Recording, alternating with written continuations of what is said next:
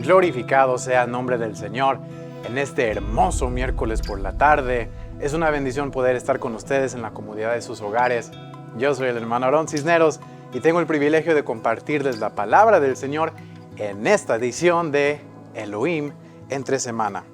Quisiera comenzar reconociendo la hermosa forma que el Señor se movió este viernes pasado en nuestra vigilia. Y la fiesta no terminó ahí, nos siguió hasta este último domingo en nuestra programación especial de Elohim en vivo. Yo sé que ustedes también fueron bendecidos por ese servicio especial. Yo me llevo en este día el gran honor de comenzar el mes de septiembre, el mes de nuestro 15º aniversario. Con cada paso reconocemos más y más nuestra absoluta dependencia de nuestro Señor. Su gracia nos ha sostenido a lo largo de todos estos años y solamente por su favor nosotros nos encontramos de pie. El Señor se está moviendo de formas extraordinarias en la vida de aquellos que se permiten ser útiles en sus manos. Yo sé que ustedes están de acuerdo conmigo. Una de las muchas formas que el Señor nos está bendiciendo es por medio de la serie que nos regaló en Elohim entre semana, nuestra serie Cimentados, en la cual estamos explorando fundaciones esenciales en la vida del verdadero cristiano. Esta serie lo andamos llevando con mi hermano Abiel Cisneros y ha sido de gran bendición a mi vida en lo personal. Porque créanme cuando les digo que los primeros que salen golpeados por estas palabras son los que las exponen. El hermano Abiel pone mucha énfasis y yo estoy completamente de acuerdo con él cuando dice que el Señor primeramente depositó esta palabra en nuestros corazones y ahora nos toca a nosotros compartírselos a ustedes. Esto es el caso con la palabra que vamos a estar viendo en esta hora. Estoy emocionadísimo en poderles exponer el mensaje de esta hora porque en lo personal, al componer este mensaje, yo mismo fui aprendiendo detalles nuevos sobre historias que yo pensaba tenerlas casi memorizadas. Hay veces cuando nosotros nos podemos sentir demasiado preparados en datos bíblicos y cuando el Señor decide revelarnos nuevas facetas de su palabra, es su forma sutil de dejarnos saber que aún hay mucho que aprender. Me encanta aprender y yo espero que ustedes en esta hora abran su corazón a la oportunidad de ser aprendices en esta hora. Después de todo, esa es una de las características de cualquier buen discípulo.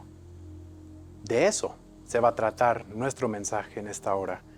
Nuestro mensaje de hoy, nuestra séptima entrada a esta serie es Cimentados en Discipulado. En esta hora estaremos explorando 4 historias de los evangelios a través de 2 mensajes. Así que si Dios permite, la próxima semana también estaremos explorando este mismo tema. 4 historias entre Jesús y sus discípulos. Seremos testigos incógnitos de estas escenas y veremos detalles que quizás en otro tiempo no habíamos notado. Nuestra meta en estos mensajes es de convertirnos en mejores discípulos al ser observadores directos de la forma que Jesús moldeaba sus seguidores más íntimos. En esta tarde yo quiero que usted se prepare conmigo porque usted y yo seremos discípulo número 13. Seremos el discípulo adicional, observando de cerca estos momentos tan profundos y tan ricos en enseñanza. Voltea al discípulo 13 a su lado y pregúntele si está listo. Si es así, vayamos pues a nuestros primeros versos. Estos versos no son nuestra primera cena, más bien es el comienzo del discipulado. Es la responsabilidad de todo discípulo en si ellos van a ser útiles a su líder o un estorbo a la causa. Pero no me malentienda, el discipulado no es algo que tú puedes decidir, recoger y hacer bajo tu propia voluntad. Los discípulos siempre son llamados, aun cuando el discípulo no se dé cuenta. Los discípulos son llamados. Les muestro cómo esto funciona. En Lucas 6 vemos los inicios del ministerio de Jesús. Discípulos. Ya andaba sanando gente, en particular el hombre de la mano seca en la sinagoga, y por ende ya le andaba cayendo gordo a los fariseos y líderes religiosos de ese tiempo. Es decir, Jesús comenzó su ministerio sin la necesidad de seguidores. Nada es coincidencia. La Biblia nos muestra un Jesús prediscípulo. A propósito, nos muestra un Jesús con toda autoridad, aún sin seguidores, para mostrarnos que su ministerio no dependía y no depende de la obra de mano de hombre. Entonces, ¿por qué escogió Jesús a discípulos en primer lugar? Estoy casi seguro que Cristo seleccionó a los 12 como una herramienta de enseñanza. Los escogió como sus proyectos aquí en la tierra. Jesús era carpintero por profesión y trabajar con madera afina una habilidad particular en poder envisionar la obra terminada, aun cuando la materia prima está lejos de ser perfeccionada. Los discípulos eran madera de la más tosca, pero Jesús, el máximo artesano, ya podía ver los muebles finos que iban a ser en un futuro. La mayoría de los discípulos llegarán a esa etapa terminada muchos años después de que Jesús dejó la tierra para regresar al cielo en su vejez. Pero de regreso a mi pregunta original, ¿por qué es que Jesús escogió discípulos cuando parece ser que tenía poca necesidad de ellos? Porque Jesús, el artífice, quería moldear a estos hombres en portadores dignos de su evangelio. No tanto para el beneficio de ellos, más bien para nuestro beneficio. Jesús asumió el enorme proyecto de forjar estos hombres para darnos a nosotros una plétora de momentos de enseñanza. Momentos de enseñanza que han instruido millones de creyentes a través de los siglos y que nos instruye a nosotros, tú y yo, en esta tarde. En Lucas 6:12 vemos el proceso de selección que Jesús realiza antes de escoger a los 12. Leamos juntos. En aquellos días, Él fue al monte a orar y pasó la noche orando a Dios. Y cuando era de día, llamó a sus discípulos y escogió a 12 de ellos, a los cuales también llamó apóstoles: a Simón, a quien también llamó Pedro, a Andrés su hermano, Jacobo y Juan, Felipe y Bartolomé, Mateo, Tomás, Jacobo hijo de Alfeo, Simón llamado Celote, Judas hermano de Jacobo, y Judas Iscariote, que llegó a ser el traidor. En estos versos vemos a Cristo confiriendo con el Padre. Y este verso es la concepción del discipulado. Tu discipulado no comienza contigo, comienza mucho antes de ti. Tú eres un pasajero en el plan maestro de Jesús. Siempre tienes la opción de retirarte, abandonar la causa, desertar, pero solamente Dios tiene la capacidad de darte propósito. Jesús pasó toda una noche con su Padre, armando el equipo que se convertiría en sus 12 discípulos, su grupo de apóstoles. No eran decisiones fáciles. Si le tomó tanto tiempo es porque para Él es crucial escoger a las personas precisas para trabajos precisos. Jesús necesitaba balance en su equipo. Necesitaba encontrar el balance perfecto entre la astucia rudimentaria de pescadores con la educación fina de un recaudador de impuestos. Necesitaba encontrar hombres con cierta ambición, pero también con dependencia. Inmaduros, pero con ganas de aprender. Jesús necesitaba escoger a los hombres que estuvieran dispuestos a seguirle hasta sus inevitables muertes. A la misma vez Jesús tenía que escoger al que le iba a traicionar. Si somos llamados a ser discípulos, debemos sobre toda otra cosa tomarlo en serio, porque Cristo se tomó el tiempo para escogernos. Lucas, sorprendentemente, no entra en tanto detalle al explicar cómo es que Jesús encuentra a sus discípulos, pero los otros evangelios nos dan un poquito más de detalle y le comparto algunos de los datos en cómo Jesús llegó a armar su equipo. Jesús llama a Santiago y a Juan y los saca de la barca de su padre. Él buscó a otros discípulos como Marcos, ofreciéndole un retiro temprano de su trabajo como recolector de impuestos. A otros discípulos encontró al ir a sus pueblos natales. Andrés originalmente era seguidor de Juan el Bautista, pero cuando Juan el Bautista presenció el Cordero de Dios, sus palabras, pronto le entregó su cosecha a los pies de Jesús. Jesús, por ende, usa a Andrés para llegar a su hermano, Simón, mejor conocido después como Pedro. Después de orar con su Padre, después de encontrar a sus hombres, Jesús termina con los 12. Y lo que sucede después tiene la capacidad de ser extremadamente impresionante si te das la oportunidad de verlo del punto de vista de un seguidor, del punto de vista del discípulo 13. Lo primero que Cristo hace, su primera etapa de moldeo, la forma que Él comienza su bootcamp, es introduciéndolos a su familia. No solo esto, pero Jesús abre la oportunidad a que sus discípulos pasen unos días en comunión cercana con su propia familia bajo el mismo techo. Esta es nuestra primera escena poderosa. En Juan capítulo 2 somos testigos de la primera experiencia documentada que Jesús y sus discípulos comparten. Después de ser escogidos, la mayoría de los relatos bíblicos describen que fueron a una boda juntos. Esta es la boda en donde Jesús manifiesta el milagro de convirtiendo el agua en vino.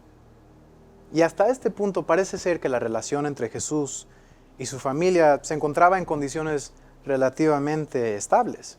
Tanto que Jesús se sintió suficientemente cómodo para ir a la boda, hacer un milagro y después invitar a sus discípulos a que pasaran un tiempo, unos días, junto con su propia familia, sus hermanos y hermanas en la carne.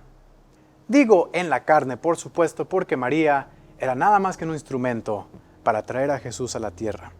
Jesús no tenía parientes terrenales como nosotros lo describíamos.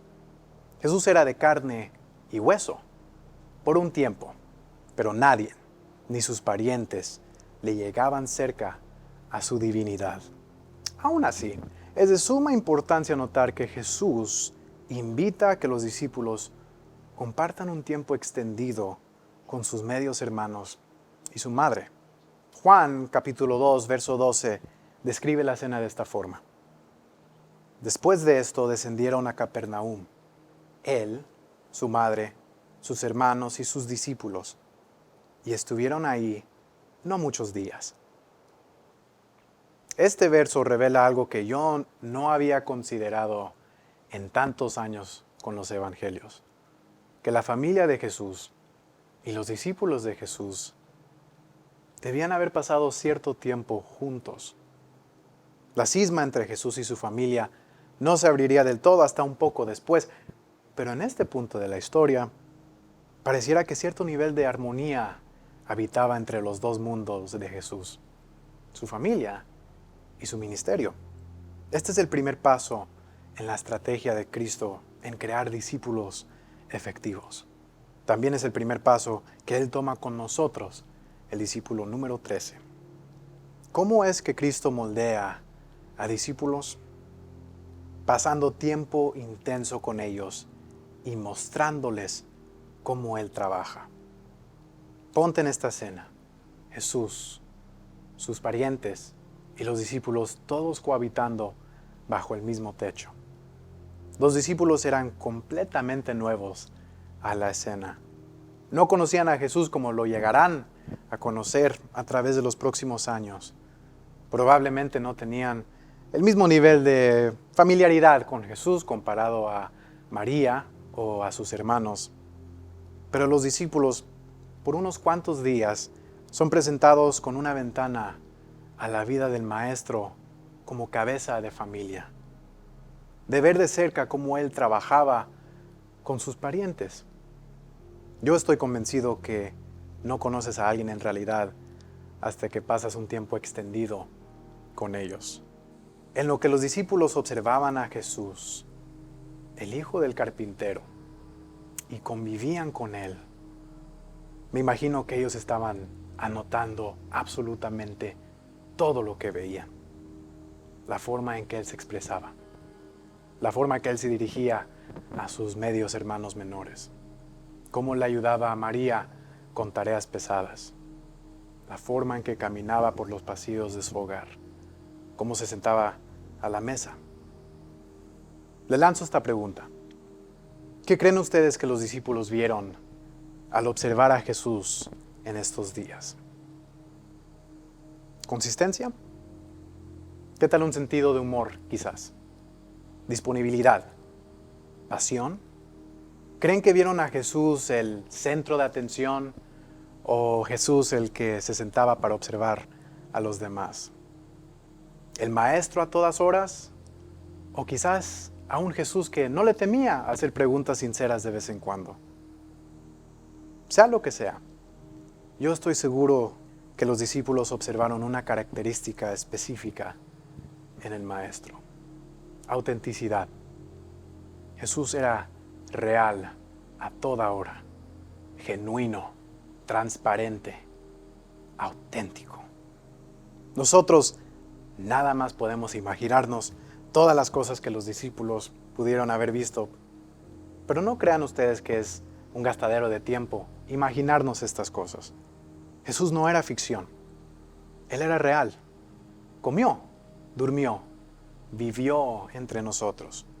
Y si nosotros nos preguntamos cosas como esta pregunta, estamos alimentando una curiosidad sana para conocer cómo era Cristo, cómo es Cristo en el día de hoy. La Biblia dice que Jesús no tenía una apariencia particularmente atractiva, pero algo de Él atraía a sus seguidores. Había algo de su forma de ser que causaba que hombres y mujeres dejaran vidas ya establecidas para seguirle hasta la muerte. ¿Qué supone usted que fueron esos atributos? ¿Qué supone usted que estos discípulos vieron en estos días de convivio con Jesús y su familia?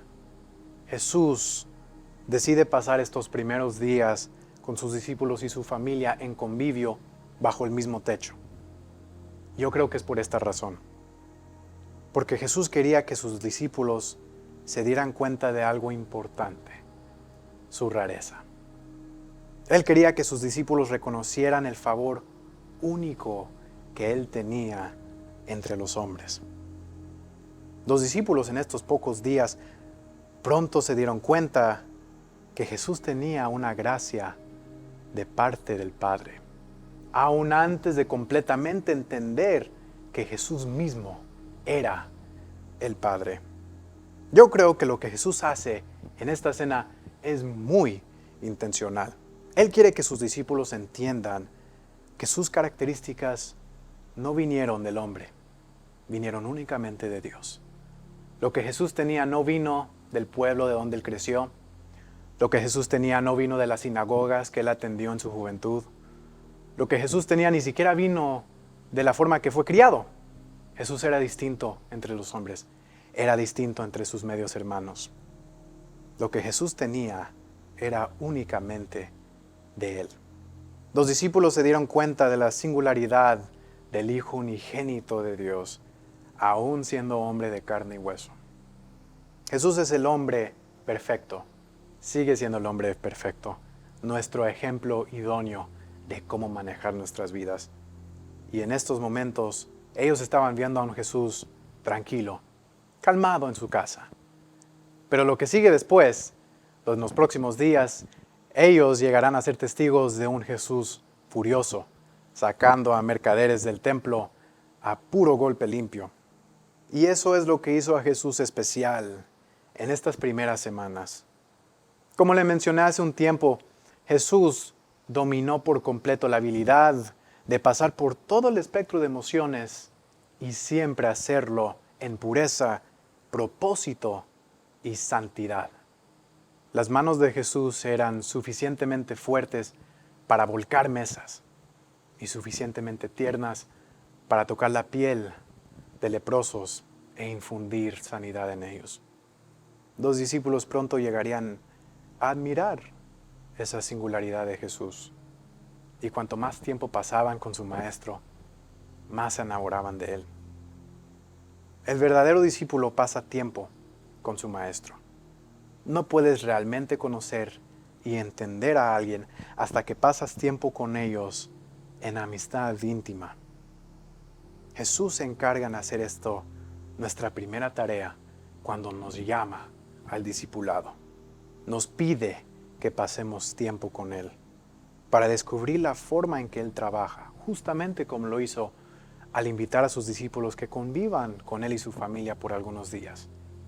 Nos pide que pasemos tiempo con Él para descubrir la forma que Él trabaja. Y no solo eso, sino también para descubrir cómo Él es. Con eso, vayamos a nuestra segunda escena. Nuestra segunda enseñanza y probablemente la última por hoy, porque no quiero, como el pastor dice, correr por este mensaje. Quiero tomarme mi tiempo y también tomarme el tiempo de compartirles las riquezas de estos versos. En Marcos capítulo 1, verso 35, vemos una escena única entre Jesús y sus discípulos. Preste mucha atención a los detalles de este verso, porque en esos detalles mora nuestra enseñanza. Nos muestra muchísimo. Marcos 1:35 lee de esta forma: levantándose muy de mañana, siendo aún muy oscuro, salió y fue a un lugar desierto, y ahí oraba.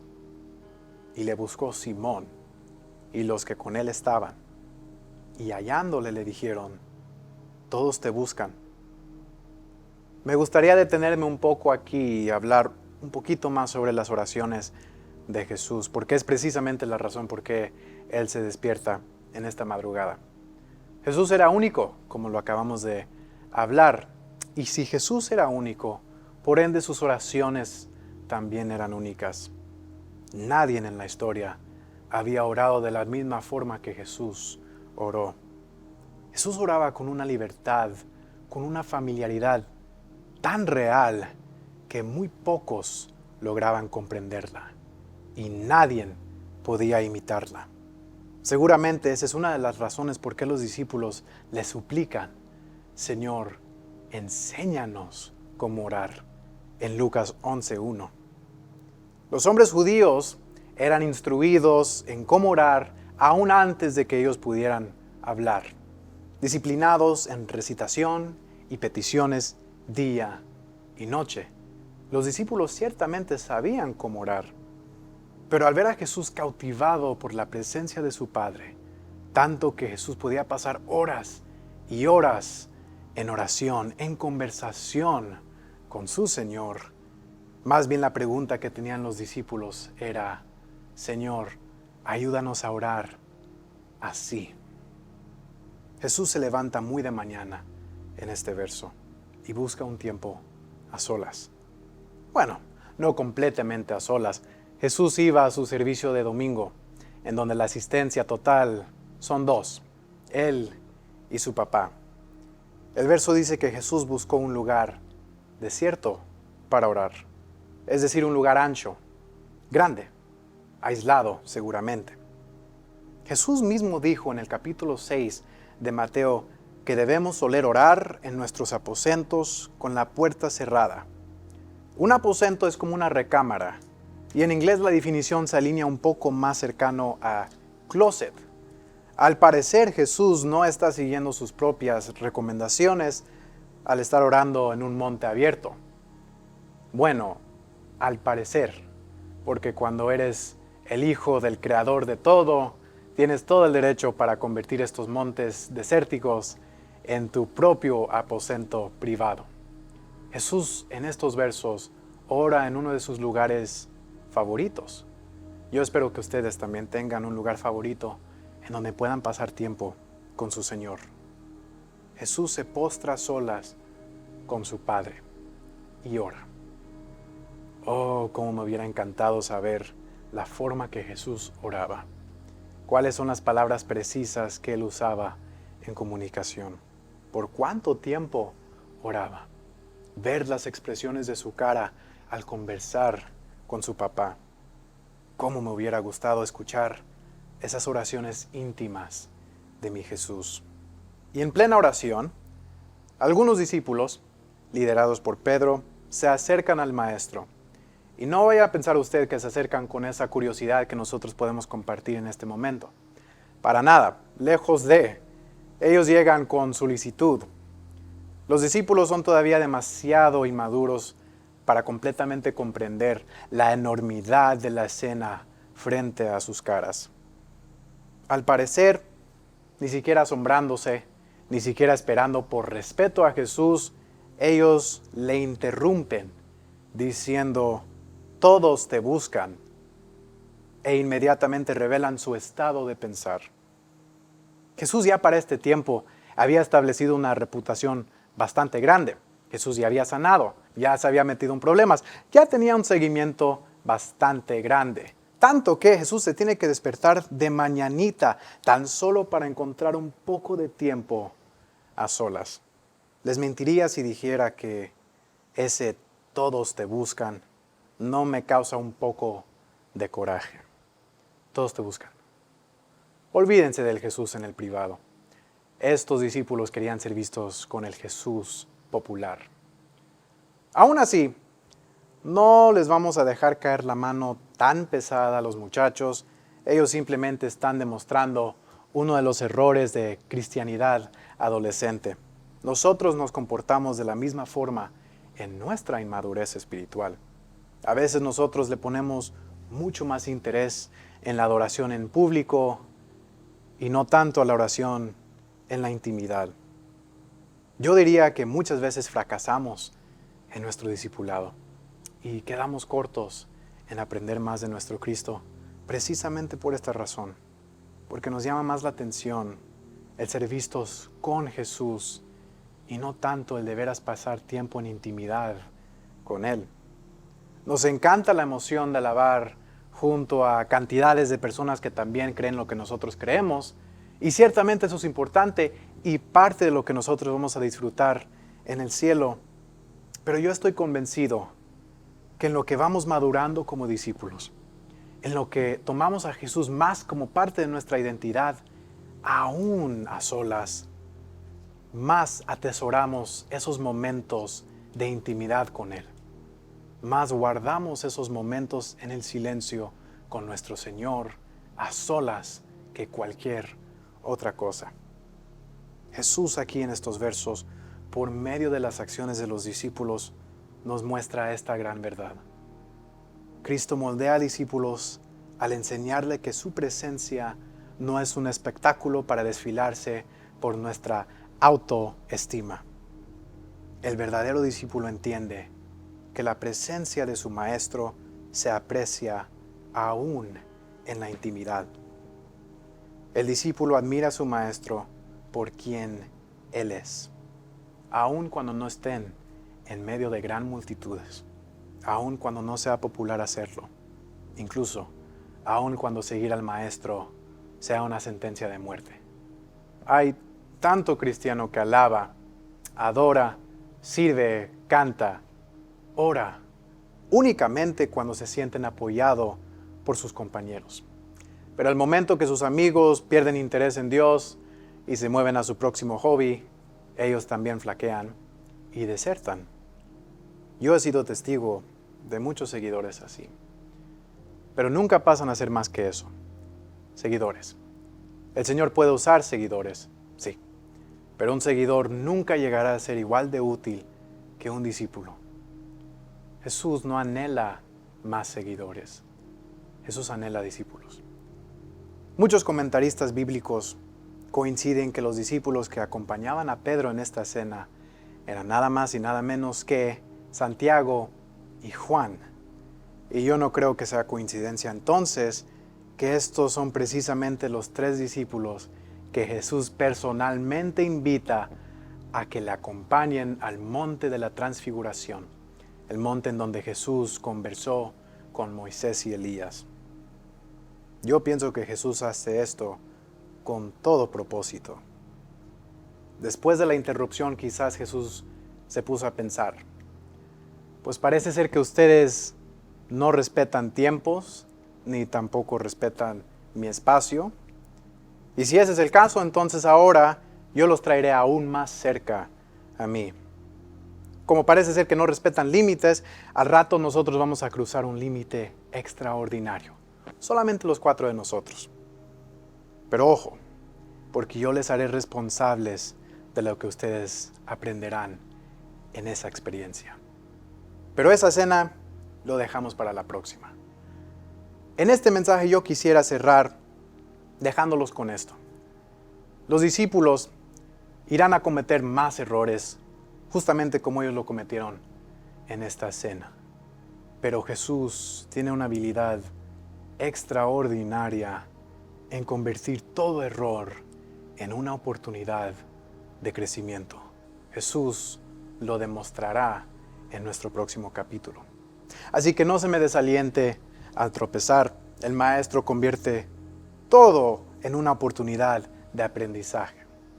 Pero cuídese no tropezar sobre la misma piedra 2 veces.